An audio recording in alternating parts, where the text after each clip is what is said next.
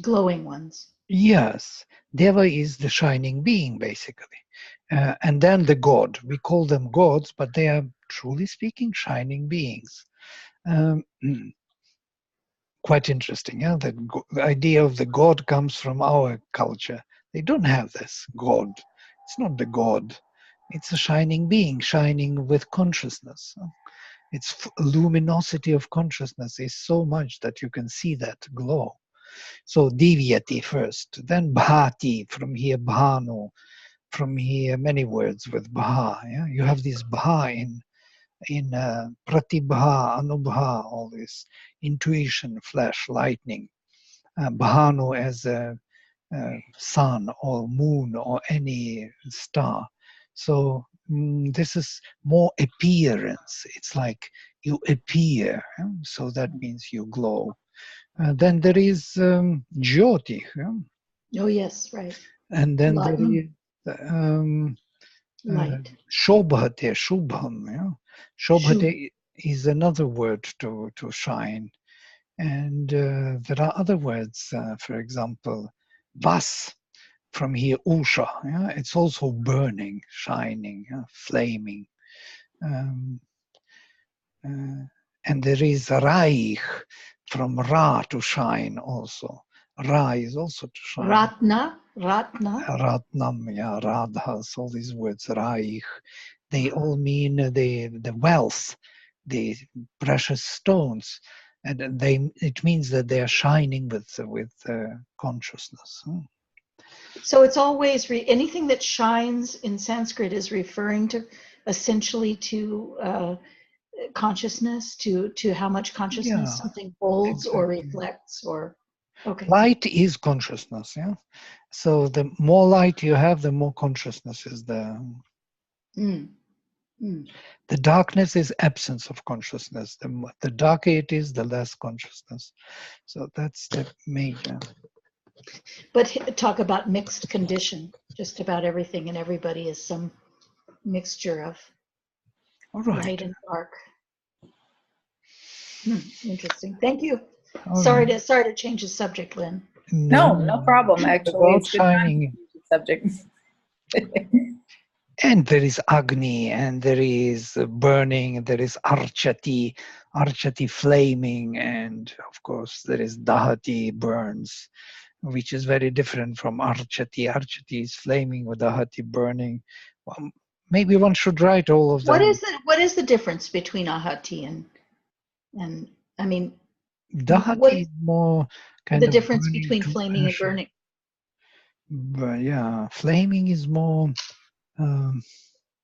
It's more smoldering, I guess, internally. Yeah, or samidha here. Samidha is flaming from root idh. Yeah, it's like the action of being released. The consciousness is released, whereas dahati is kind of concentrating and splitting it, burning it to ashes. It's rather that process of destroying with fire. So is destroying is not necessarily an act of is not necessarily darkness overtaking, is it? I mean, it's sometimes. No, fire can destroy and destroy darkness, cleave the fire, cleave the darkness. It can break through. It pierce the darkness with the light and destroy it. It's quite interesting. All these details of shining. I thought one day we will select all of them and see the difference between them.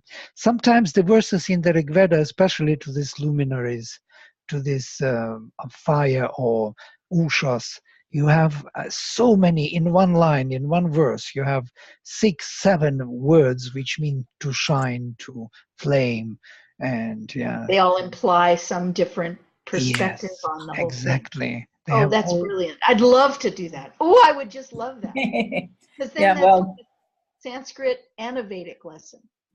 Yeah, and we could see the difference and can feel why Rishi chooses those words in that particular order, or that characterizing them in the way. He Really. wants So to. I'd love to do that. Yeah, it will come. It's on the way because it's everywhere. Maybe in this hymn also. We simply didn't pay attention to it so much before, but And all this came out of a Sanskrit lesson. That's wonderful. okay, you have a say, yeah, okay, you're learning Sanskrit. Yes, Penny told me that you're going ahead. That's very, very Of course, nice to I hear. told you that when I saw you in the summer.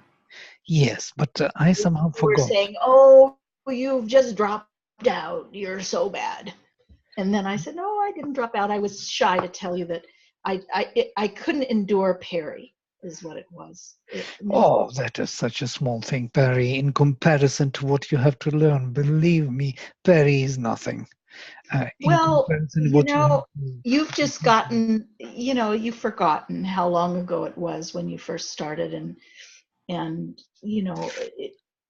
being when you learn in your you learn Sanskrit in your 20s, it's a whole different landscape than learning it in your 60s and 70s. I mean, your capacity to, your flexibility of your awareness. Anyway, I'm not going to argue with you. I'll keep going, and I'll be back with you because I love to study with you. But I had to get there. I was getting lost. I am very happy for you that you're doing it, and that's the opposite. I'm so happy that we will dive into the text, and Yes, that's where I want to be in the text. And we will do it more and more. There's so much to learn. These texts are so luminous and beautiful, and they are indeed. They are indeed. Yeah. Very good. Okay, let's do it. Let's do our mantra. Om Vang Me Manasi Pratishtita Mano Me Vachi Pratishthitam Avira Virma Edhi Vedasyama Ani Stha Shrutam Me Ma Prahasi Anena Dhitena Horatran Samdadhami Ritam vadishyami, satyam vadishyami, tanmam avathu, tadvaktaram avathu, avathu mam, avathu vaktaram, avathu vaktaram. Om Shanti, Shanti, Shanti.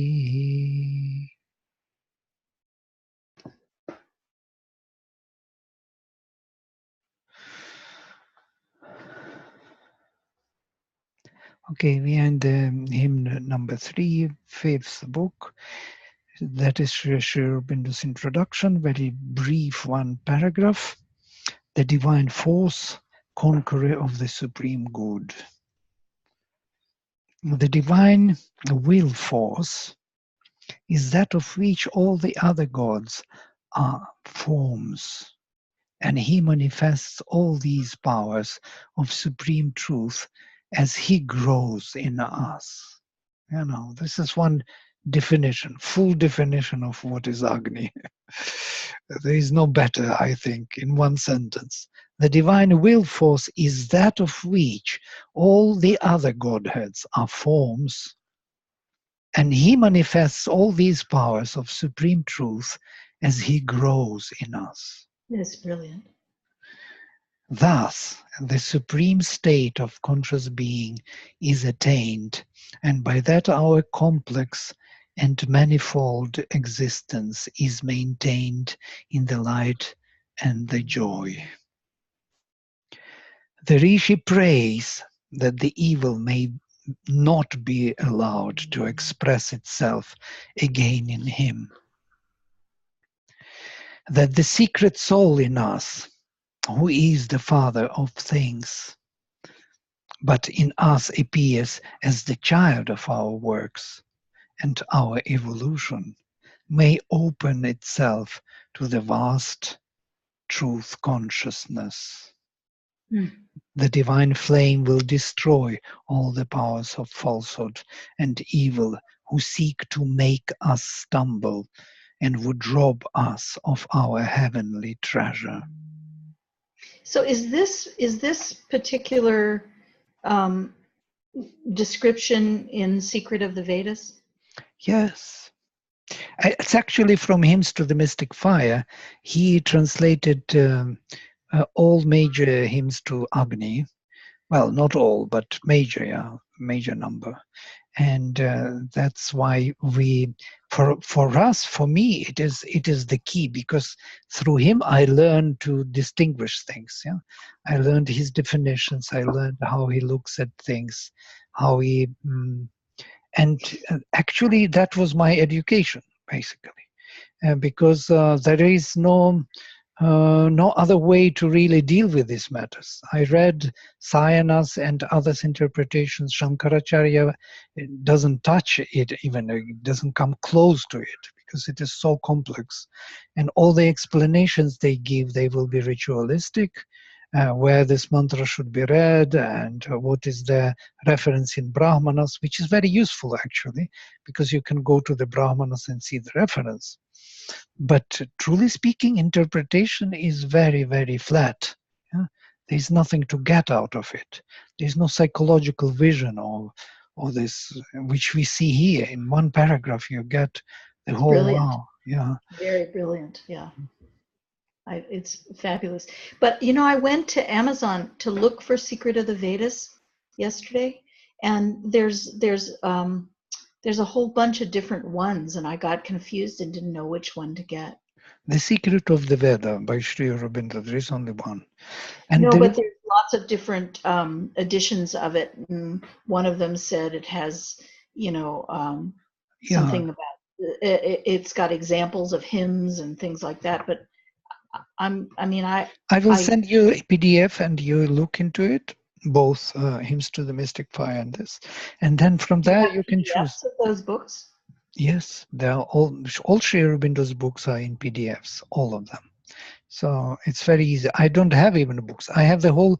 We bought actually in Pondy and we sent by ship to Norway. I have them in another house, so I have to bring them and to put them here. All the 30 volumes. But I read from PDFs. I'm already totally into the screen. Because so you have those. You have those two works in PDF? Yes, I will send you. Okay, that's awesome. And the introduction to, there is this, the introduction to the Hymns to the Mystic Fire, which is called The Doctrine of the Mystics. This is a most profound description of what is in the Rig Veda. Everything, all the symbolism of the gods. One reads through and one feels, wow, this is... What is it called? Hymns of the Mystics? It is called Doctrine of the Mystics. Doctrine of the Mystics. Yeah. And it is in the Hymns to the Mystic Fire, the introduction. Just he touches upon what Vedic rishis were talking about and how they saw the world, with many examples. Okay, here it is. Tvam Agni, or Tuvam Agni Varuno Jaya Seyat, Tuvam Mitro Bhavasi Yatsamidhach, Tuve Vishve Sahasasputra Devach, Tuvam Indro Dashushe Martiyaya. Thou art he of the wideness, or will, of the wideness that is Varuna. When thou art born, thou becomest the Lord of Love, that is Mitra. When thou art entirely kindled. In thee are all the gods, O son of force. Thou art the power in mind, Indra, for the mortal who gives the offering. Son of force is Putra. Sahasas Putra. Yeah. Sahasas. Sahas is the force. Sahasach is the genitive. Yeah, Putra. Sahasra Shirsha. Sahasra Shirsha, it's different. Sahasra is the thousand. Yeah? Sahasrara. Sahasrara, Ara is the ray, or the 1,000 rays or lotus, you know, 1,000 petal lotus. Yes, sahas is the force, and from root sah, sahate, to endure or to overpower. So is this force, is that power? That Is is that the same thing as power? Yeah, it's Agni. Agni is always power, you know, the divine power. But here it says that there's the son of force and there's power in mind. Yes, and the power in mind is Indra. It's interesting. Shivendra gives his own spelling out of these names. There is another translation. He gives all the references here. Varuna, who represents the ethereal purity and oceanic wideness of the infinite truth. Mitra, the all-embracing harmony of the truth, the friend of all beings, therefore the Lord of love. Mitra, sorry. Indra, ruler of our being, master of Svar, which is the luminous world of the divine mind. Lots of definitions here in this little whole page here. Right, because these are the names. Literally what is said, that you, O Agni, are Varuna when you are born. Being born, you are Varuna. And when you are flamed, when you are totally released into the fire, you become Mitra. So if you can imagine that once the fire is in the process of birth, this pressure, then it is Varuna. The purification pressure which is bringing fire to birth. But when he is born totally, then he is Mitra. Tuve Vishve Sahasas Putra Deva, and all the gods are in you, O son of force. They are all in you. Tuvam Indrach, you are Indra. Dashushe, for the one who surrenders, Martiyaya, for the mortal who surrenders himself to you. Dashuch. Dashuch is the word which means giving oneself or sacrificing oneself. Or surrendering oneself. Basically, surrender and sacrifice in the Veda are synonymous. Yeah? Sacrifice means you give yourself for the higher consciousness. So, and it was understood like this always. But what happened later? Why, for example, if you go to Aitareya Brahmana, and I was mentioning Shunakshepa, Shunakshepa was sacrificed in the old fashion to Varuna. He had to be killed, and his body, so to say, had to be given to him. Yeah, so his father, Ajigartha, decided to kill him when nobody wanted to tie him up to the pole, nobody wanted to kill him for the sacrifice. There was Vishwamitra, Vasishtha, Jamadagni there, all these priests, great rishis, and nobody wanted to do it. So his father agreed to do it. And when he already agreed for another 100 cows, he received 300 cows for this event. So he was actually bribed. But again, 100 cows is a luminosity of consciousness. Yeah, these are symbols. 300 cows, it means 3 times fulfillment, or fulfillment on each plane, on the vital, mental, and physical. So when he decided to do it, then Shunakshepa found his way through the gods, through Agni. He came to him twice, as we already examined, and came to Indra, who gave him the golden chariot, and Ashvins brought him to the Divine Mother, Usha, and Usha released him immediately and cured from the king from the disease. It was done instantaneously when he came to Usha. So there was nothing to do. He was released. He was not even killed. His father was ready to kill him, and he was free. No, like Abraham, eh? Yeah, exactly. The same story from Abraham. Same story. Interesting, eh? So the sacrifice in its pure form was available, I mean, all the traditions. Yeah, in Abraham, he hears the voice of the God saying, "You bring me the lamb pure, without and really he doesn't need the body of his son, so he doesn't need the body anymore. So the whole shift of sacrifice from the body to the soul took place, and that's why Vishwamitra accepted him as his major son and brought him and gave him all his spiritual inheritance to him, to Shunakshepa. What is why I'm saying this, that there was something about sacrifice. Yes, self-giving. So there was an ancient self-giving, which was also self-giving. You give yourself as body to the God. So you give your life to the God.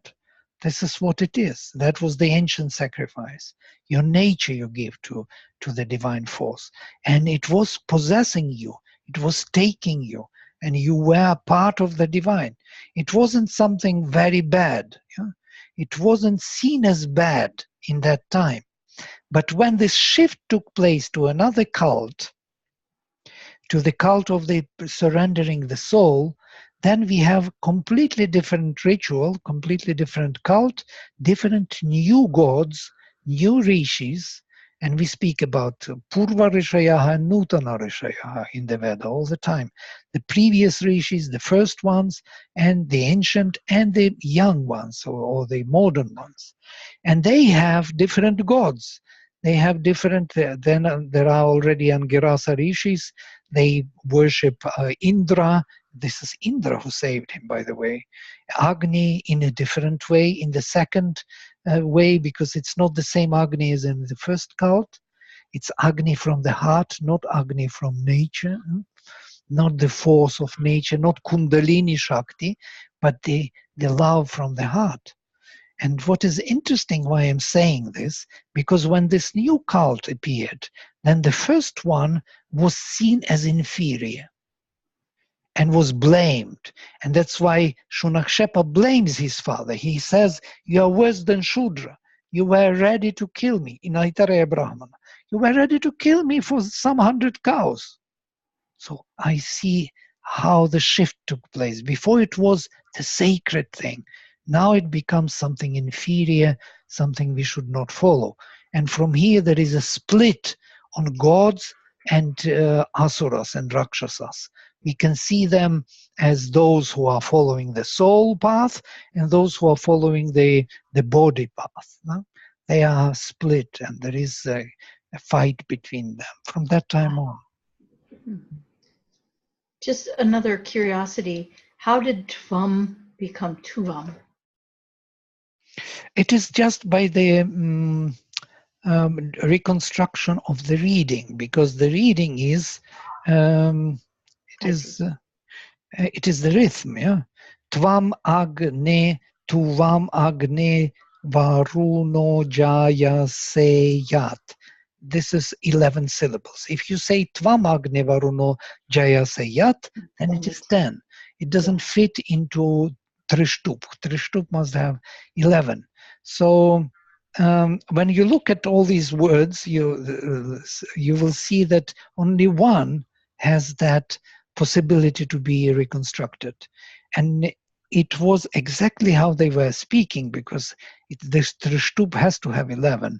So if you look where else you can get this samprasarana, this holding together two vowels, and you can see that it is only tuvam and tuve, tuvam, tuvam. Sometimes there are other martiyaya, for example, here. If I read Tvam Indro Dashushe Martiyaya, that there are 9 syllables. It's even impossible. But that's why I reconstruct Tuvam Indro Dashushe Martiyaya, because there is another samprasarana here. So there are 2 of them. Samprasarana. Okay. That's okay. When 2 vowels come together, they collide into one. And by the way, all tradition made all collisions. Tradition of this preservation of the text, wherever they could put together sounds, they made it. Yeah. So the whole rhythm was broken by that. And to reconstruct that reading is very good. By the way, this is not my reconstruction, interestingly, but I'm so used to it that I don't even see this text below. I just feel the syllables do not flow. Yeah? I was just admiring that, actually. I really never look at this. But what this done, sometimes I reconstruct differently than it is suggested. It is done by Harvard University, this reconstruction of the rhythm. So I copied it from there. It's there with their accents. You can see the accents everywhere. Tuvam, Tuvam Agni, Varuno, Jaya se Yat. Yep.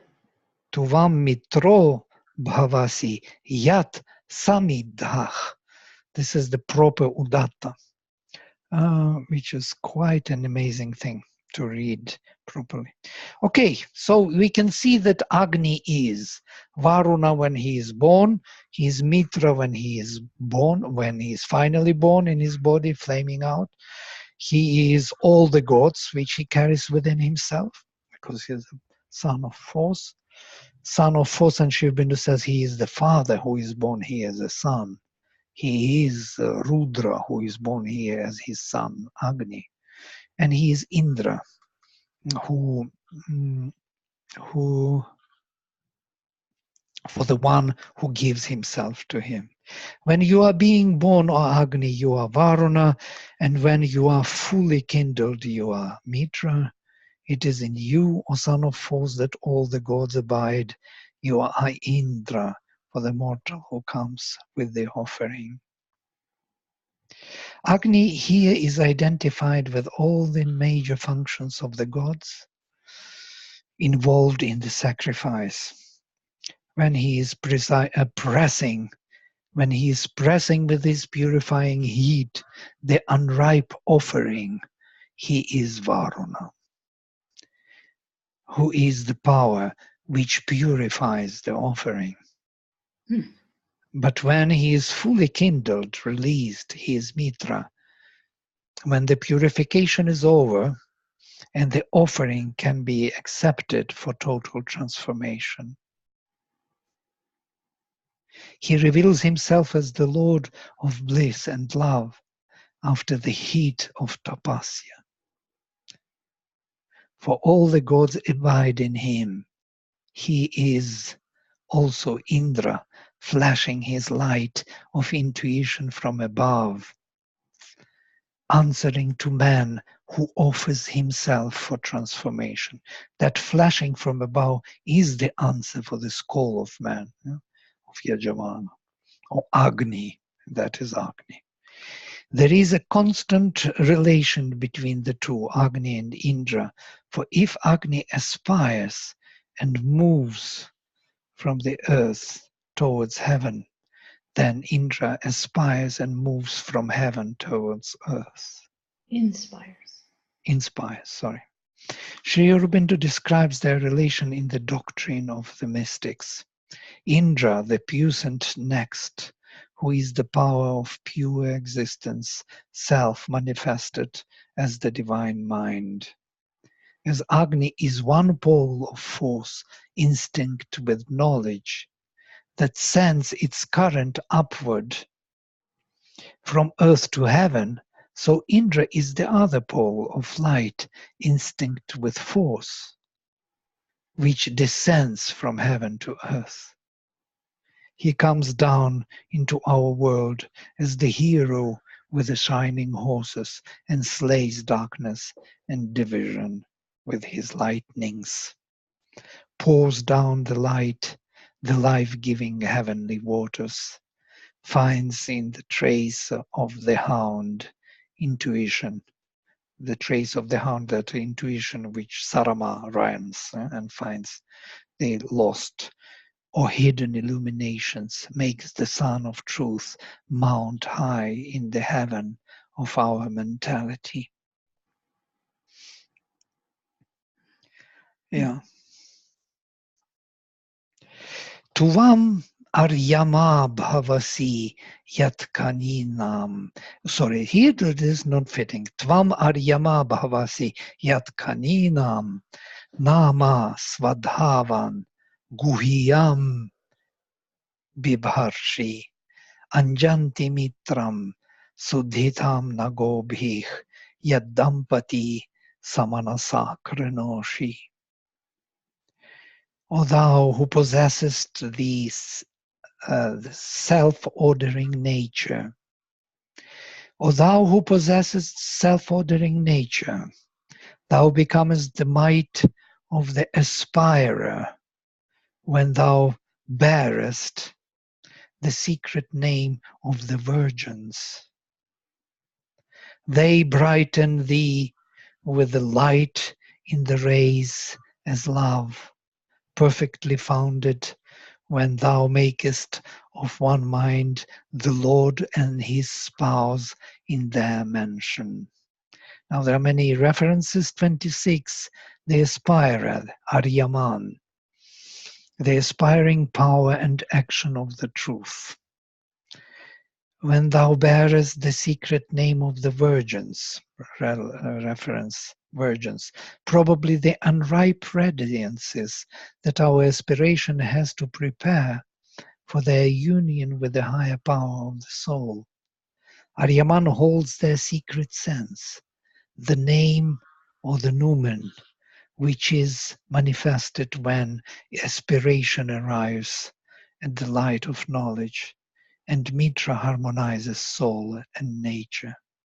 You see, in what occultism we are kind of going into. It's impossible even to imagine what the depth of knowledge is there, yeah, of that experience which is expressed in words. Aryaman holds the secret sense of these powers, unripe aspirations, and there is some secrecy of his power. They are unripe because there is still the intensity is to grow, or the power is to grow. How does that differ, that aspiration of Aryaman that is described here? How is that different from the aspiration of Agni himself? Aryaman is the force, the power, the divine tapas. Yeah?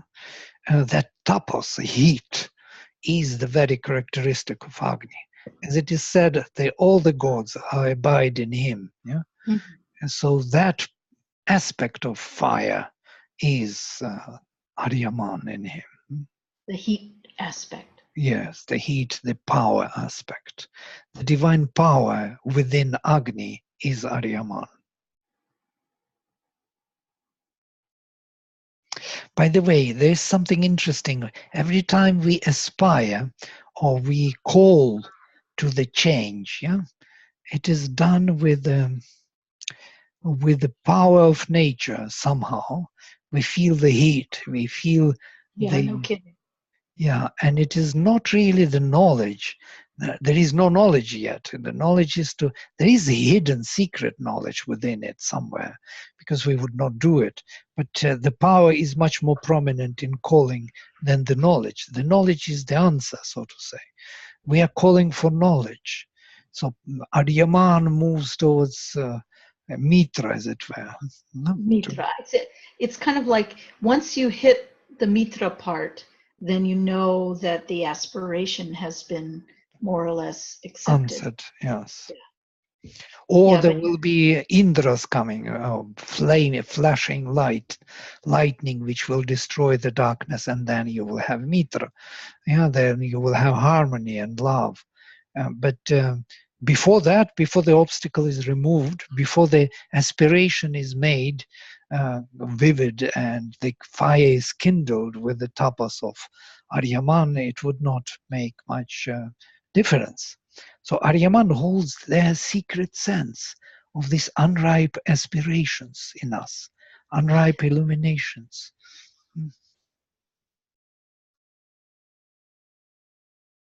Indra has this flash of inspiration, this flash of illumination. But what is it that makes it stay? What is it who is it that, is it Mitra then that will enable that flash to become stabilized in Flash is doing its work. It is flashing, destroying the darkness. The Yes. darkness does not appear anymore, that personality of the darkness which was obstructing us. So there is suddenly there is a space, yeah, there is the achievement, the settlement. But all of it sinks down, as it were, and into the darkness, into the deeper darkness, which has to be transformed. So by that, our evolution is taking place. We are constantly shifting, slowly changing in our substance, in our capacity to hold higher consciousness. It is not a final, it is not something which is done once and we are free to go. Right.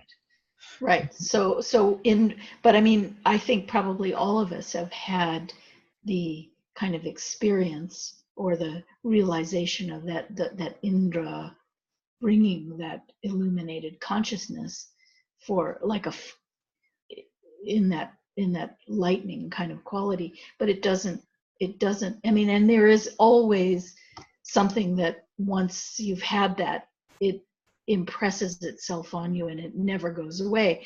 But it doesn't really, I mean, it doesn't really. You rise in consciousness. You're on another level, on another plateau, if you will. So on that plateau you are getting used to, you are taking already for granted that stage of your achievement, of your transformed state of being. It's not only that your mind is being transformed and vital, but also physical. Physical becomes Sure.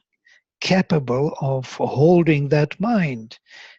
It becomes capable of generating different progeny which will develop that tendency, more capable, and more and more and more. So this is how evolution takes place. So we are all working for this general goal of change of the species. We are actually transforming ourselves. We are, for the sake of the divine being embodied here. It's actually, we are not living for ourselves, as it were. We are living for the divine to be embodied here.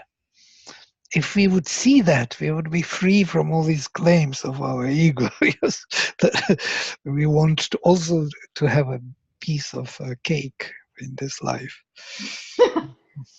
But then we will notice that those creatures, lower creatures, they claim usually the piece of cake. They want enjoyment for themselves.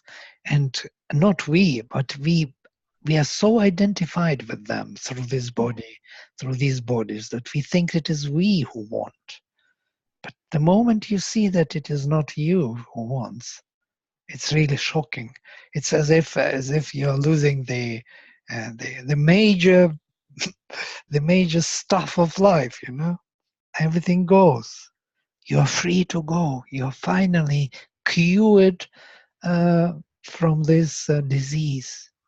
And we are so used to be sick that we don't know even what is to be cured. Yeah?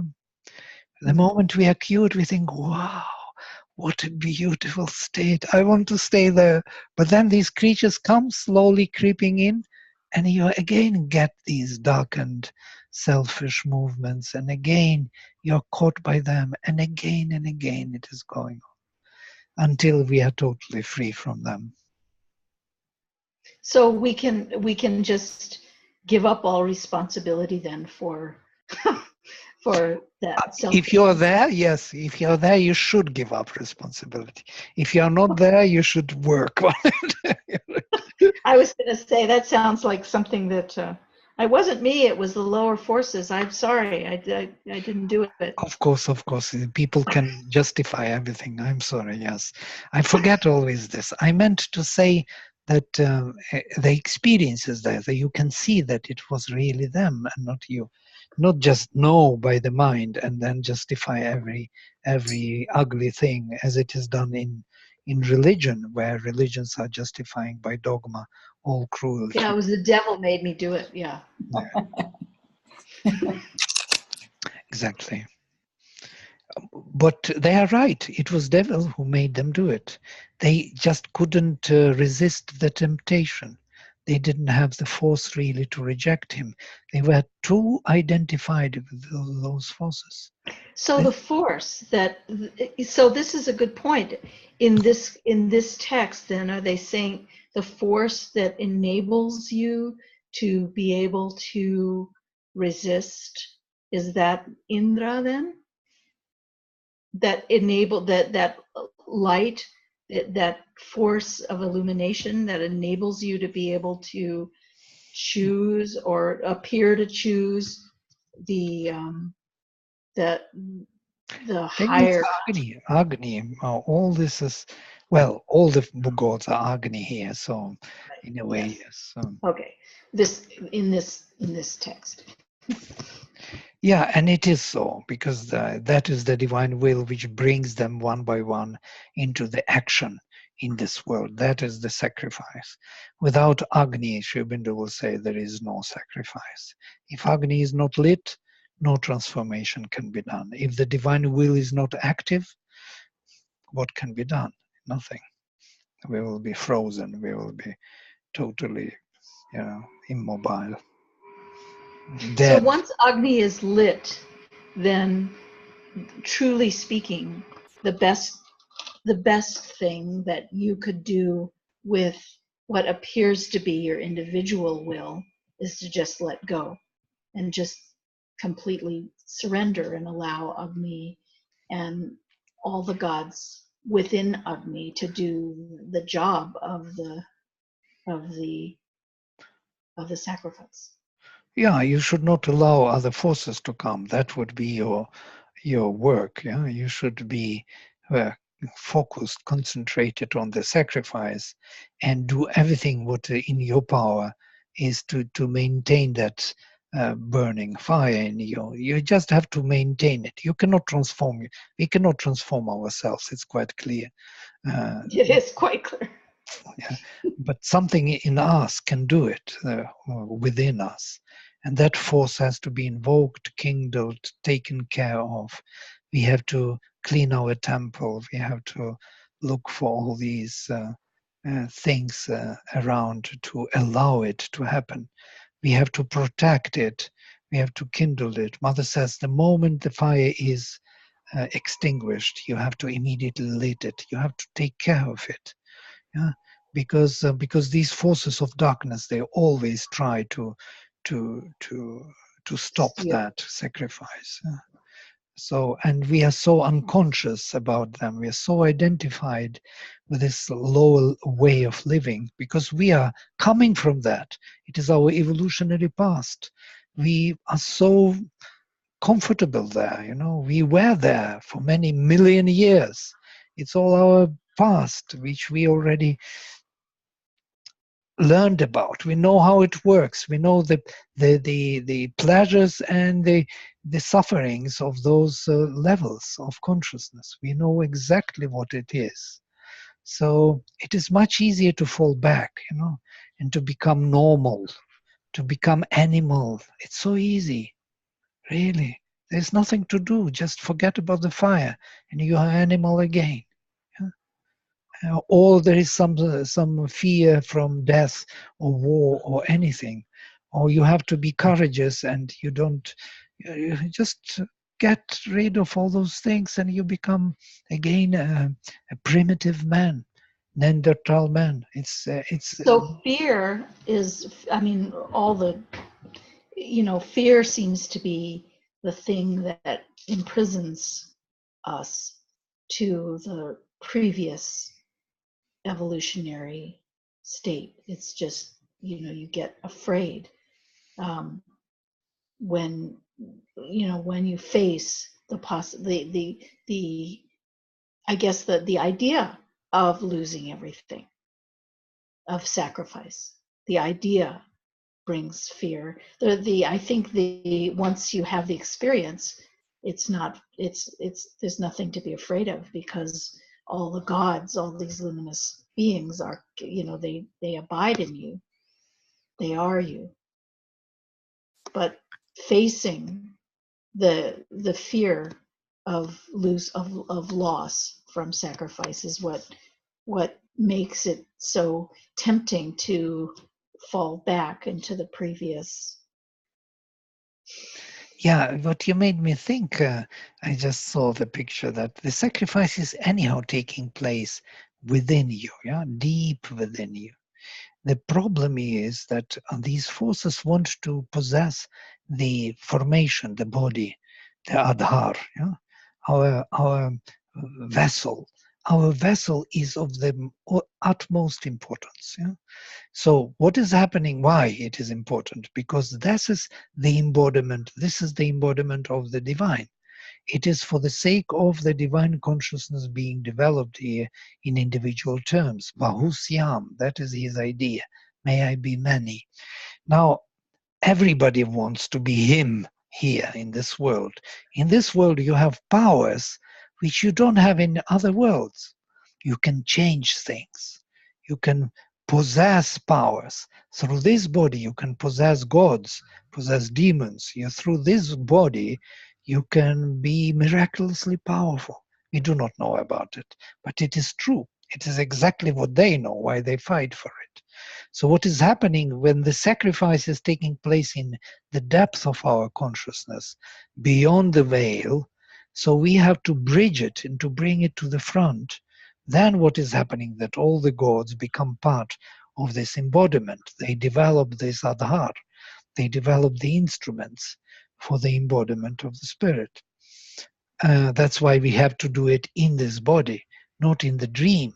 The sacrifice is not in the dream state. It is in this state, in the physical, has to be done, in the awakened consciousness. In the dream, there is no need. It is not effective for anything. It is only in this body, which is in this consciousness, in awakened consciousness, that it is effective of change. Now, the forces of darkness, they also have their claim on this adhara, and whenever they push away the fire to that inner sacrifice, then they possess this adhar, and they can enjoy life in the embodied awakened state of the Supreme. So they are lords in this world. They manage things, they have all the enjoyments of this world, all the soma they drink for themselves, all the delight which was supposed to feed or to support the higher consciousness is going to the lower, to the establishment of the lower being, and it endures, and it is allowed even. It is allowed to establish this lower being so strong that the necessity of higher consciousness was so great that, and that's what happens all the time. Yeah? So I got lost here now on the way with this, that it is allowed.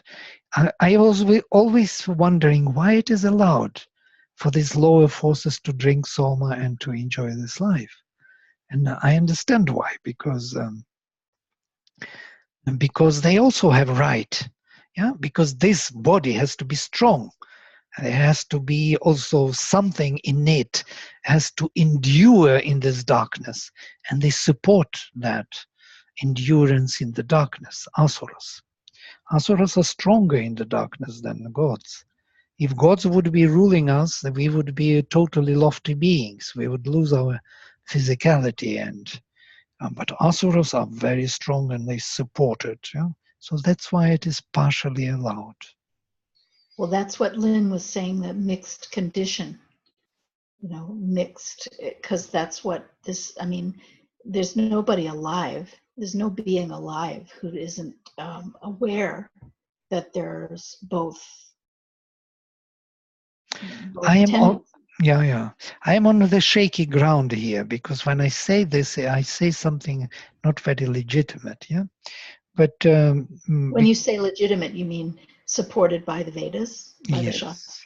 Usually one should not speak this way because we want light, more light of consciousness. We don't want darkness. We should not legitimize darkness. But it is legitimizing itself with the It's sanction of the there. You Supreme. can't deny Yeah. it. So I am But not legitimizing. I'm just trying to figure out why it is legitimized. I think you can, people say anyway, I find it very difficult.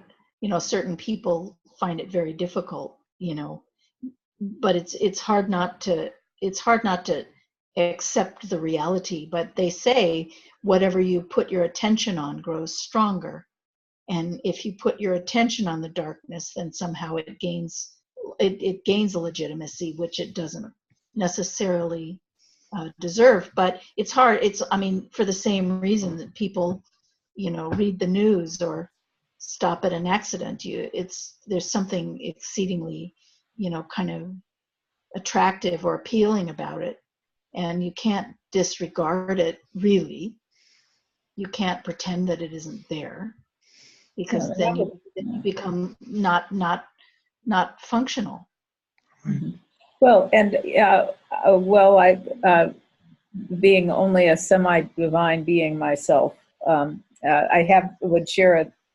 I took very good lessons on watercolor, and I'm not an artist, but I learned about the process. And in order to get anywhere with watercolor, you have to start by you put in your shadows first. You have to have that the shapes of it, or you have no picture.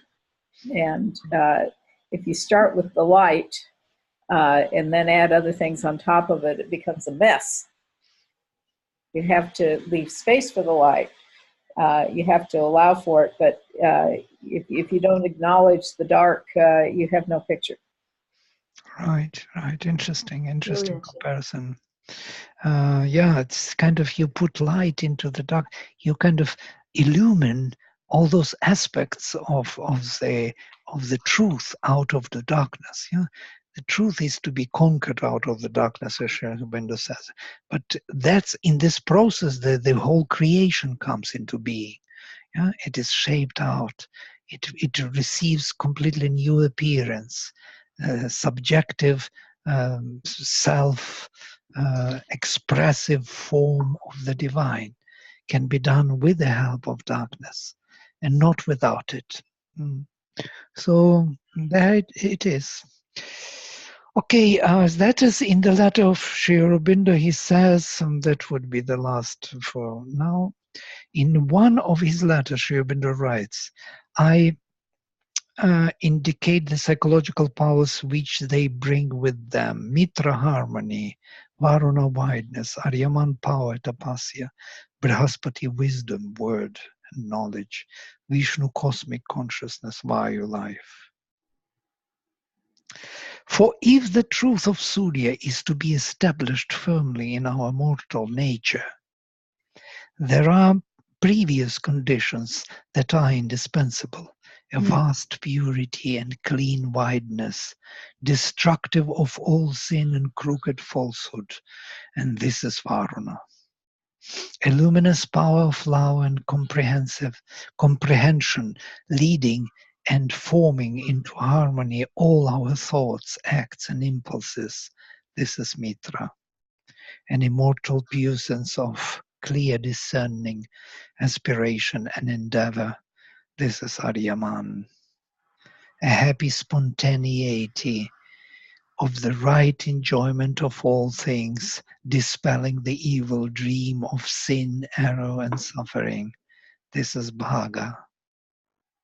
These four are the powers of the truth of Surya. These are the Adityas behind Surya. His first four powers, Varuna, Mitra, Aryaman, Bhaga. So Aryaman is the one who knows the secret sense of the unripe radiances. This is a mysterious statement of our aspiration in the heart. Our psychic being, he holds the secret meaning of their nature and their growth. For they are Kani, small, virgin, unripe, like children, childish. But their secret meaning is profound, similar to Guhyam Nama Gonam. There is another comparison in the next verse which is coming. Thus, he can focus them in their growth towards the goal, in their aspiration. It's as if those powers in the heart, they are far away, deep within. They are not born yet. They are still in this childish state. Yeah, they are within, and he knows that. He is their secret sense. He will push them towards the surface, and they will be born. So these radiances of our psychic aspiration towards the divine have brightened up and or anointed Agni, who shines now as loving Mitra. Thus they equalize and make nature and soul agree to collaborate, samanasa, in the body. This nature and the soul, the spouse and the Lord. It is with the radiances of the psychic love that the nature can be included into and become part of the spiritual life and totally surrender to the divine. It is with these radiances that the gap between here and the beyond can be bridged, and the psychic transformation can initiate the spiritualization and supramentalization of our being.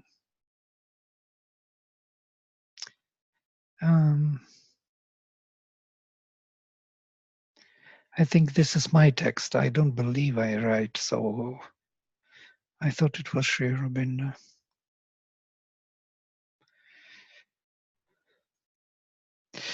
Anyhow, we can stop what a here. wonderful state that you can't tell the difference between what you think and Aurobindo thinks. Well, in the language, I am much poorer. It's not my language. He writes so brilliantly. But So, I was reading this, and I was sure it was him.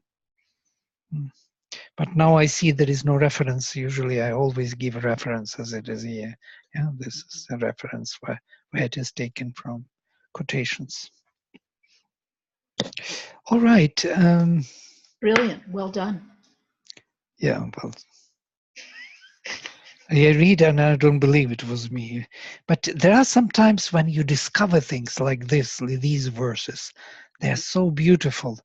Anyhow, the book 5 is one of the most interesting in this case, especially to Agni. Yeah? That's why most probably he chose book 5 for his, of course he has from all the books and not only book 5. All right, let us stop here and close with mantra. And so we will take. And I would just say next Wednesday is the day before Thanksgiving holiday in the U.S., and I will be available for class. But I just thought I'd mention that. For you, Julia, what about you?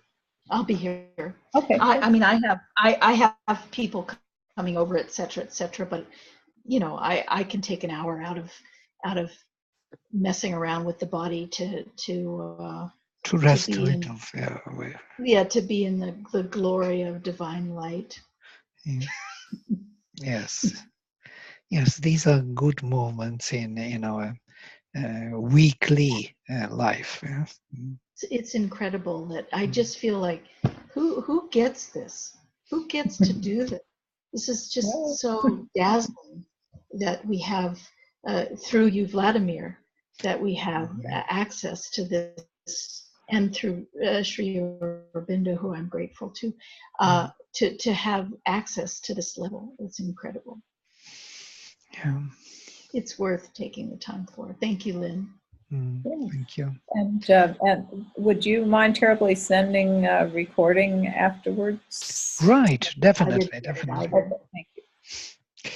All right. So I'd be glad to have the recording and the PDFs. Yes. I'm closing.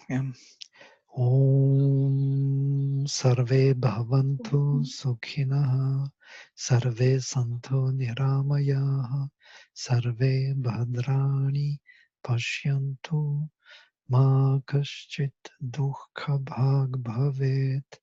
Om Shanti Shanti Shanti.